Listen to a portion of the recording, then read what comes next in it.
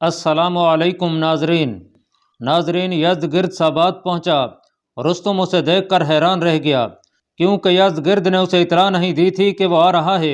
यज़्दगिर्द बगैर इतला अचानक जाकर देखना चाहता था कि रुस्तम क्या कर रहा है।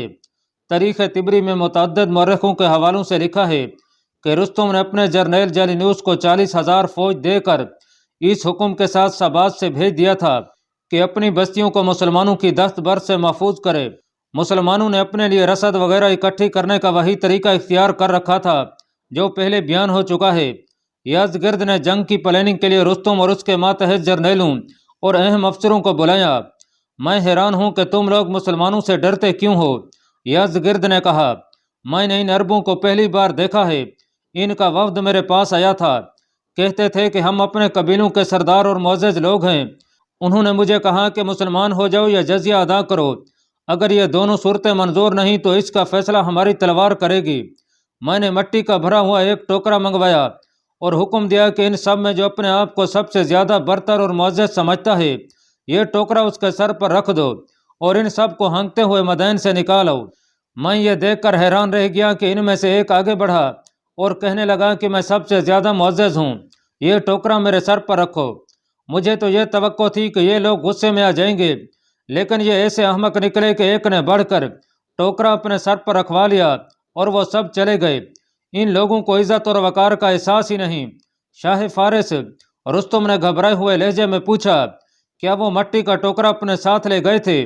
अपने साथ ले गए थे, यज़्दगिर्द ने जवाब दिया। जो आदमी उन्हें शहर से निकालने के लिए गए थे, उन्होंने वापस आकर बताया था कि जिस आदमी ने अपने सर पर मिट्टी का टोकरा रखा था, उसने शहर से निकलकर भी मिट्टी का टोकरा नहीं फेंका था, बल्कि उसने अपने घोड़े पर अपने आगे रख लिया और साथ ही ले गया था। बहुत बुरा हुआ शाह फारिस, रुस्तम ने कहा, और उसकी आवाज़ लरज रही थी। ये तो बहुत ही बुरा शगुन है। आपने अपने वतन की मिट्टी खुद ही उसके सर पर रख दी थी, तो क्या हुआ? यज़्दगिर्द ने कहा, इसका जवाब इल्म नजूम और इल्म क्याफा के पास है। रुस्तम ने कहा, आपने अपनी ज़मीन एक मुसलमान के सर पर रख कर उसे यह इशारा दिया है कि फारिस की ज़मीन तुम्हारी है। शाह फारिस, अगर वो मिट्टी मुसलमानों ने फेंक नहीं दी थी और वो अपने साथ ले गए थे, तो इराक से निकलने की तैयारी कर लें। साद बिन अबी वकास ने हज़रत उमर की तरफ पैगाम भेज दिया था कि फारिस के बादशाह ने हमारे वफ्द के साथ तौहीन-आमेज़ सलूक करके इस तरह वापस भेजा है कि मिट्टी का टोकरा आसिम बिन अमर के सर पर रख दिया था। शाह फारिस, रुस्तम ने यज़्दगिर्द से कहा, आप वापस मदैन चले जाएं और मुझ पर भरोसा रखें। रुस्तम, यज़्दगिर्द ने कहा, तुम पर भरोसा होता तो मुझे यहाँ आने की ज़रूरत ही नहीं थी। तारीखों में तफसील से आया है कि यज़्दगिर्द की इस बात से रुस्तम जल उठा, उसका चेहरा सुर्ख हो गया और उसकी आंखों में बेचैनी पैदा हो गई। आप यहाँ से चले जाएं शाह फारिस, रुस्तम ने कांपती हुई सी आवाज़ में कहा, मैंने आपके वालिद किसरा परवेज से भी कभी ये बात नहीं कहलवाई थी कि उन्हें मुझ पर भरोसा नहीं। आप चले जाएं और जंगी अमूर और अरबों को इराक से निकालने का मसला मुझ पर छोड़ें। हो सकता है मैं लड़े बगैर अरबों को इराक से निकाल दूं।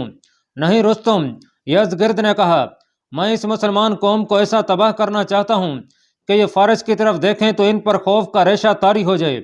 मैं नहीं समझ सकता कि तुम बगैर लड़ाई के उन्हें इराक से किस तरह निकालोगे।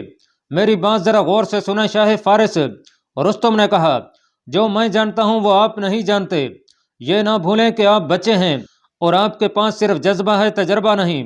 मेरी जिम्मेदारियों में दखल ना दें। आप अरबों को तबाह करना चाहते हैं, लेकिन मैं अपनी फौज को तबाही से बचाना चाहता हूँ। ये ना समझें कि अरब तादाद में बहुत थोड़े हैं तो हम उन्हें घेर कर चीर फाड़ देंगे। इस खुशफहमी में भी मुब्तला ना रहें कि वो हमारे हाथियों से डर जाएंगे। उन्होंने 2 लड़ाइयों में हाथियों की सूंडें काट दी थीं। मैं कह रहा हूँ कि यह मामलात मुझ पर छोड़ें और आप यहाँ से चले जाएं। यज़्दगिर्द वापस चला गया। रुस्तम ने यज़्दगिर्द के जाने के बाद कासदों को बुलाया और इन तमाम जर्नैलों और दीगर कमांडरों के नाम पैगाम भेजे जो अपने दस्तों को मुख्तलिफ इलाकों में मुसलमानों की सरकोबी के लिए ले गए थे।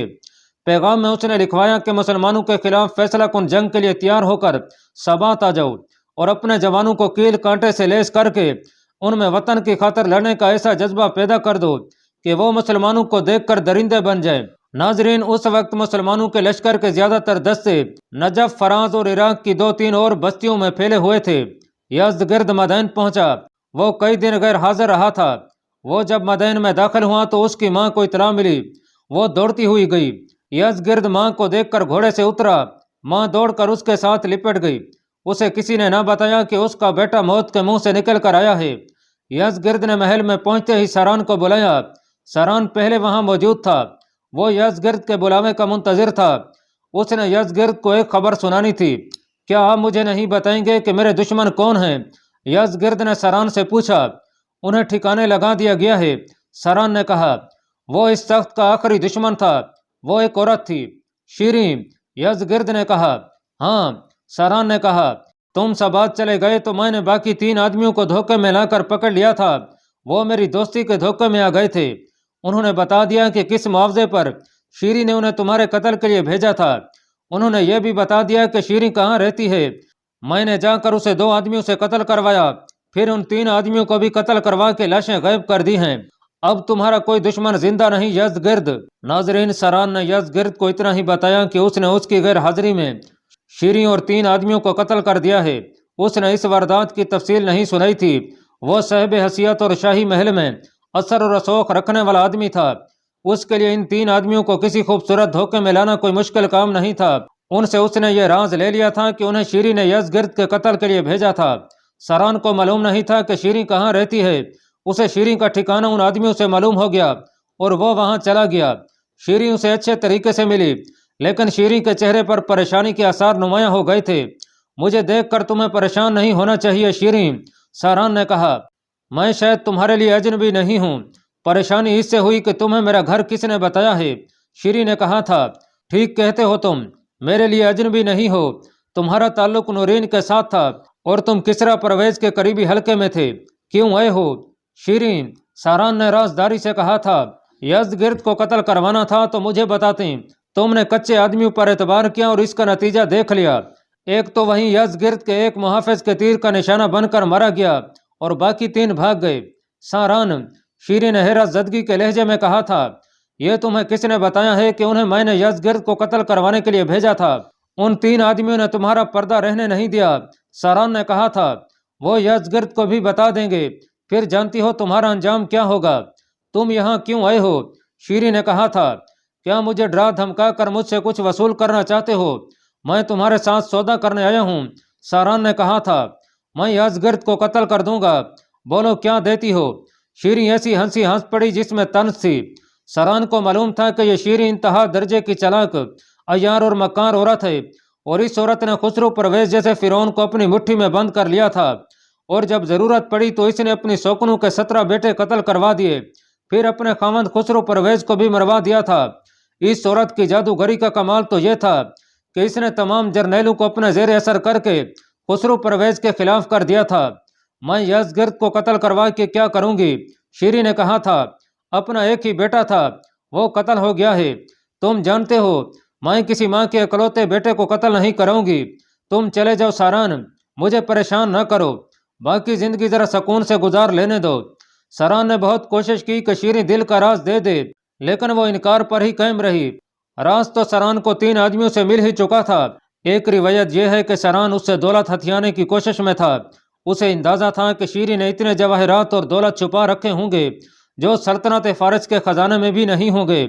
शीरीं ने अपने हाथ पर हाथ मारा जैसे ताली बजाई जाती है। कमरे का अंदर वाला दरवाजा खुला और 2 आदमी हाथों में तलवारें उठाए सामने आई। मुझे अफसोस है सरान, शीरीं ने कहा था, अब तुम नूरीन के पास जिंदा नहीं जा सकोगे। शीरीं के होंठों पर मुस्कुराहट आ गई थी। तुम नूरीन के आदमी हो। शीरीं ने अपने 2 आदमियों की तरफ इशारा किया और मुस्कुराते हुए बोली, गायब कर दो इसे। दोनों आदमी आगे बढ़े और एक आदमी ने सरान का एक बाजू और दूसरे ने दूसरा बाजू पकड़ लिया। सरान ने कह कहा लगाया। 4 आदमी दौड़े हुए कमरे में आए। 2 के पास तलवारें और 2 के पास बर्छियां थीं। उन्होंने तलवारें और बर्छियां तान कर शीरीं के दोनों आदमियों को घेरे में ले लिया। सरान ने अपने आदमियों को जो उसके साथ आए थे और बाहर छुपे हुए थे सर से इशारा किया। सरान का कहका उन्हें अंदर बुलाने का इशारा था। शीरीं के शाहाना कमरे में हल्की हल्की चीखें उठीं और रात की खामोशी में तालील हो गईं। शीरीं और उसके दोनों आदमियों की लाशें कमरे में पड़ी थीं और सरान और उसके आदमी सारे घर की तलाशी ले रहे थे। एक ट्रंक से सोने चांदी के टुकड़े और हीरे जवाहरात बरामद हुए। लकड़ी के एक बक्स से ऐसी ही कुछ कीमती अशियां बरामद हुईं। उनके नीचे तकरीबन 1 फुट चौड़ा और 1.5 फुट लंबा चमड़े का टुकड़ा पड़ा था उस पर नक्शा सा बना हुआ था। चंद एक जगहों के नाम भी लिखे हुए थे। रस्तों की लकीरें थीं और एक क्रास का निशान था। सरान ने यह नक्शा लिपेट कर अपने कपड़ों में छुपा लिया। रात ही रात शीरी और उसके 2 मुहावजों की लाशें सहन में एक गड्ढा खोद कर दबा दी गईं। सरान ने अपने आदमियों में से एक से कहा कि वो अपनी बीवी और बच्चों को इस मकान में ले आए और यहाँ आबाद हो जाए। रुस्तम साबाद से कूच कर गया। उसकी मंजिल कासिया थी। तमाम मौरखों ने उसकी फौज की तादाद 1,20,000 लिखी है। उसमें प्यादों की निस्बत सवार दस्ते ज्यादा थे। जंगी हाथियों की तादाद 37 लिखी गई है। उनमें शाहपुर का सफेद हाथी भी था। ये वही हाथी था जिसने जसर के मैदान जंग में सिपा सलार अबू उबैद और 7 मुजाहिदीन को पौंतले कुचल कर मार डाला था। अबू उबैद ने तलवार से इसकी सूंड काट डाली थी, लेकिन सूंड पूरी नहीं कटी थी। अब इस हाथी को फिर मैदान में लाया गया था, जिससे जाहिर होता है कि हाथी की सूंड ठीक हो गई थी। रुस्तम की फौज नजफ पहुंची तो रुस्तम ने हुक्म दिया कि यहाँ कुछ दिन क्याम किया जाएगा। नजफ के इर्द गिर्द मुसलमान हस्बे मामूल बस्तियों से रसद वगैरह इकट्ठी कर रहे थे। इस इलाके के लोगों को पता चला कि रुस्तम आया है तो बेशुमार लोग जलूस की सूरत में रुस्तम के पास गए और फरियाद की कि मुसलमान उन्हें लूटते फिर रहे हैं। उन्होंने लूट मार की तफसील सुनाई। क्या वो औरतें भी ले गए हैं? रुस्तम ने पूछा। नहीं, उसे जवाब मिला। औरतों की तरफ तो वो देखते ही नहीं। वो अनाज मवेशी और भेड़ बकरियां ले जाते हैं। अमीर कबीर घरों से वो कीमती अशिया भी ले जाते हैं। एक और आदमी बोला। जागीरदारों के घरों से वो सोने के जेवरात और हीरे वगैरह भी ले जाते हैं। तुम लोग घरों को जाओ। रुस्तम, एक आदमी ने बुलंद आवाज से कहा, तुम सल्तनत फारस का फखर हो। तुम्हारी तलवार एक ही वार से पूरे के पूरे अरब को काट सकती है। तुम हमारे मुहाफिज हो। फारस का असल शहनशाह रुस्तम है। एक और आवाज उठी, अरबों को कुचल दो। फिर लोगों ने रुस्तम की बहादुरी के नारे लगाने शुरू कर दिए। इसमें कोई शक नहीं कि रुस्तम शुजाअत, जंगी फहम, फरासत और मैदान जंग में दहशत का एक नाम था। लेकिन लोगों के नारों से उसके चेहरे पर रौनक आने की बजाय मुर्दनी सी छा गई। एक तो उसकी अपनी पेशगोई उसे परेशान कर रही थी, और वो जो खुद दुश्मन पर दहशत तारी कर दिया करता था, मुसलमानों से मरऊब हो चुका था। वो देख रहा था कि शाम में मुसलमान रोमियों को शिकस्त पे शिकस्त देते चले जा रहे थे और रोम जैसी जंगी ताकत बेबस होकर रह गई थी। इधर जसर के मैदान जंग में मुसलमान ऐसे बुरी तरह कटे थे कि बड़ी लंबी मुद्दत तक उनके उभरने का इम्कान ही खत्म हो गया था। लेकिन थोड़े ही अरसे में मुसलमान फिर उठे और फिर 19 और फिर बवीब में उन्होंने फारस की फौज को उसके अपने खून में नहला दिया था।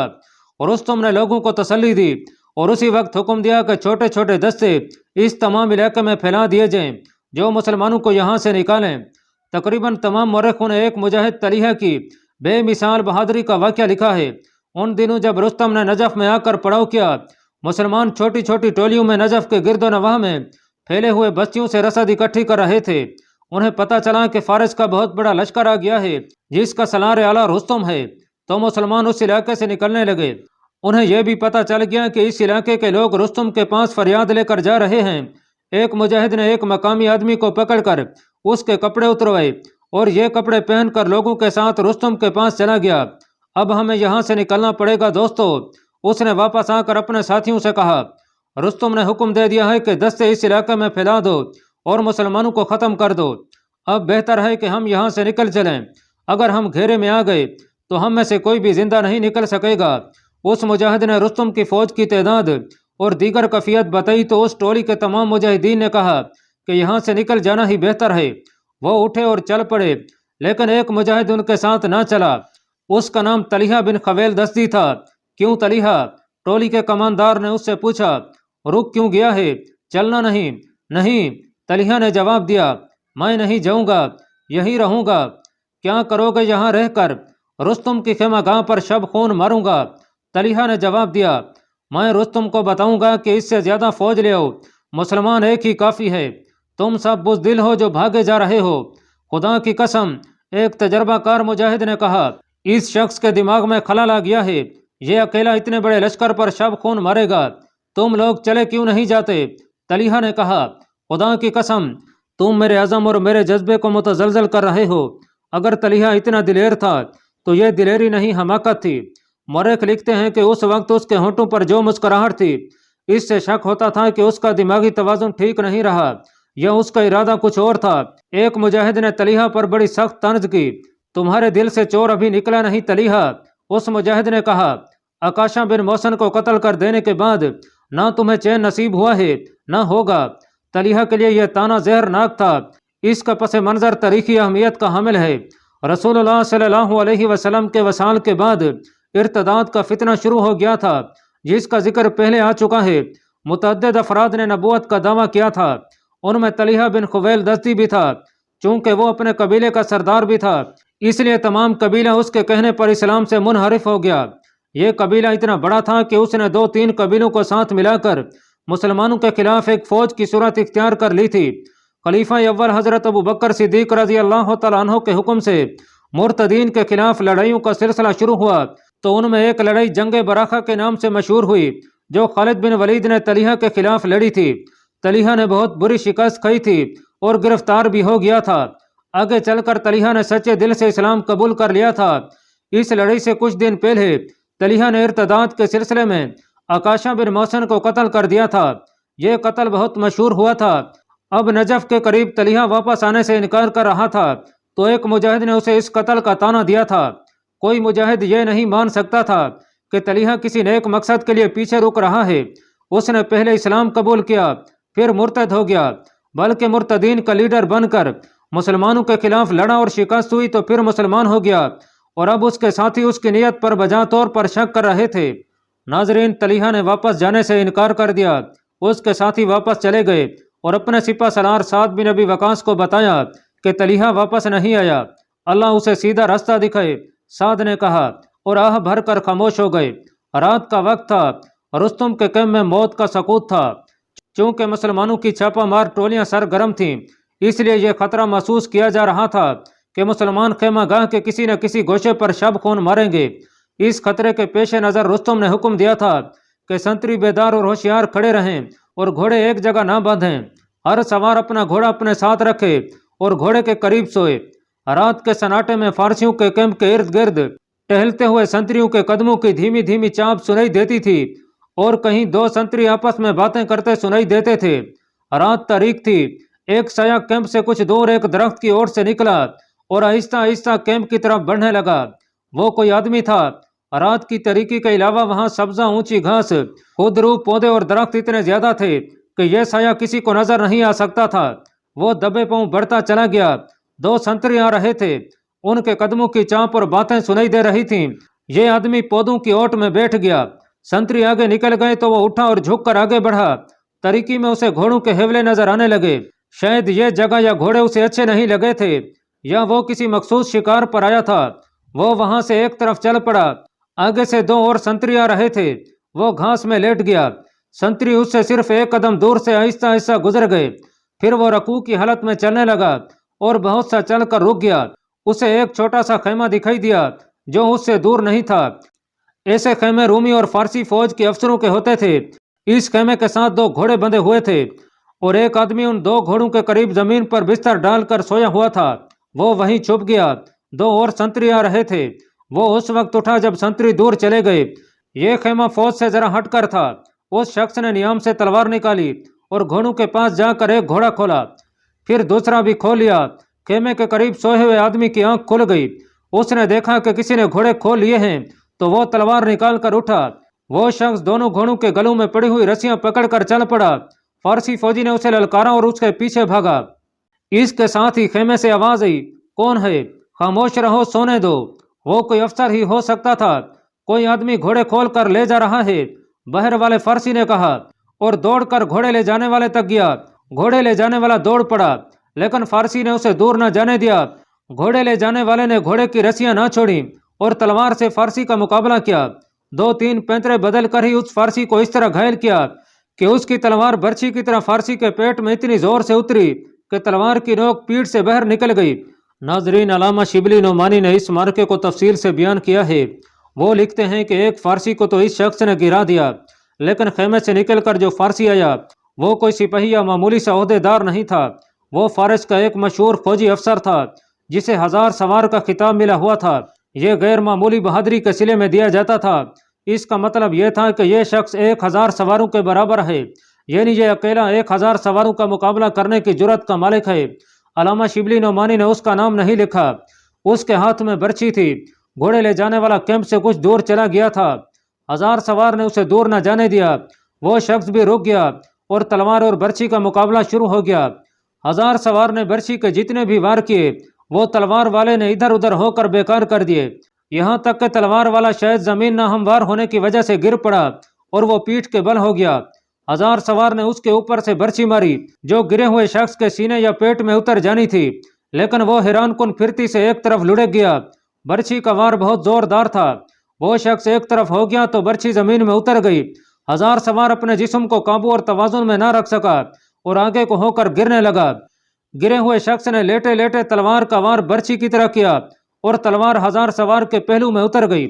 اس کے ہاتھ برچھی سے ہٹ گئے، تلوار والا گیند کی طرح اچھل کر اٹھا، زمین میں اتری ہوئی برچھی نکالی۔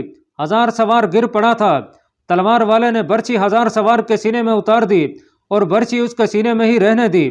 ناظرین، محمد حسین ہیکل نے بھی یہ واقعہ 3 مسلمان اور ایک یورپی مورخ کے حوالوں سے تفصیل سے لکھا ہے۔ 1000 سوار مارا گیا تو ایک اور فارسی تلوار لیے دوڑا آیا، اس نے جب 2 لاشیں پڑی دیکھیں تو اس کی ہمت جواب دے گئی، اس نے اپنے آپ کو بچانے کے لیے تلوار چلائی لیکن پھر تلوار پھینک دی۔ کون ہے تو جس نے 1000 سوار کو مار ڈالا ہے؟ اس نے پوچھا اور خوف زدہ آواز میں کہا، تو جو کوئی بھی ہے مجھے اپنا قیدی سمجھ، میں مرنا نہیں چاہتا، ایک گھوڑے پر سوار ہو جا۔ دوسرے شخص نے اس فارسی سے کہا، زینے نہیں ہیں، مضبوطی سے بیٹھنا اور اس گھوڑے کی رسی میرے ہاتھ میں رہے گی، جلدی کر۔ فارسی نے ایک گھوڑے کی ننگی پیٹھ پر سوار ہو کر کہا، میرے بھائی جاگ اٹھے ہیں۔ وہ شخص بھی گھوڑے پر سوار ہو گیا اور اتنے میں سنتری بھی آ گئے اور ایسا شور اٹھا جیسے پورا کیمپ جاگ اٹھا ہو۔ گھوڑے کھل گئے، 1000 سوار مارا گیا ہے، وہ گیا، اسے روکو، یہ کوئی عربی ہوگا۔ ایک شور تھا، ہنگامہ تھا، بے شمار فارسی فوجی گھوڑوں پر سوار تلواریں اور برچیں لیے دوڑ پڑے۔ 2 گھوڑے اور ایک قیدی لے جانے والا شخص سر پیٹ جا رہا تھا، 2 گھوڑوں کے ٹانپ اس کی نشاندہی کر رہے تھے۔ فارسی سواروں نے دائیں بائیں سے اسے گھیرے میں لیا تو وہ ان سواروں کے درمیان سے نکل گیا۔ وہ کوئی شاہ سوار تھا جو ننگی پیٹھ پر سوار ہونے کے باوجود گھوڑے کو قابو میں رکھے ہوئے گھیرے سے نکل جاتا تھا۔ آخر وہ نکل گیا اور فارسی سوار واپس آ گئے۔ رستم بھی جاگ اٹھا، اپنی 1 میل سے زیادہ لمبائی اور اتنی ہی چوڑائی میں پھیلی ہوئی خیمہ گاہ میں مچی ہوئی ہڑبوہنگ نے اسے پریشان کر دیا۔ کیا ان بدبخت اربوں نے شب خون مارا ہے؟ اس نے گھبراہٹ امیز آواز میں پوچھا اور کہا کہ ان سنتریوں کو زندہ جلا دو، کچھ معلوم نہیں کیا ہوا ہے عالی مقام۔ اس کے ایک محافظ نے کہا، پہاڑی کی طرف سے شور اٹھا تھا جدھر ندی ہے۔ رستم شب خوابی کے لباس میں تھا، اسی لباس میں ایک محافظ گھوڑے پر سوار ہوا اور گھوڑا دوڑاتا وہاں پہنچا جہاں 1000 سوار کی لاش اور ایک فارسی کی لاش پڑی تھی۔ فوری طور پر جو باتیں معلوم ہو سکیں وہ رستم کو بتائی گئیں۔ وہ مان نہیں رہا تھا کہ شب خون مارنے والا ایک آدمی تھا۔ تعاقب کرنے والوں نے بتایا کہ 2 آدمی تھے، انہیں معلوم نہیں تھا کہ دوسرا سوار ان کا اپنا ہی ساتھی تھا۔ 1000 سوار کو 1 یا 2 آدمی قتل کر کے نہیں جا سکتے۔ رستم نے کہا، یہ برچھی اس کی اپنی ہے جس سے اسے مارا گیا ہے، اگر قاتل اکیلا تھا یا 2 تھے تو وہ انسان نہیں ہو سکتے، جن یا بھوت ہوں گے۔ 1000 سوار کے ساتھ جو آدمی مارا گیا تھا وہ اس کا محافظ تھا، اس کے محافظ سے جو اس کے خیمے کے باہر سوتے تھے۔ رستم نے پوچھا کہ دوسرا محافظ کہاں ہے؟ پتہ چلا کہ وہ لاپتہ ہے۔ رستم حیرت زدگی کے عالم میں وہاں سے چلا گیا، اس پر خاموشی طاری ہو گئی تھی۔ اللہ پاک کمی بیشی معاف فرمائے۔ اللہ آپ کا حامی و ناصر ہو، آمین۔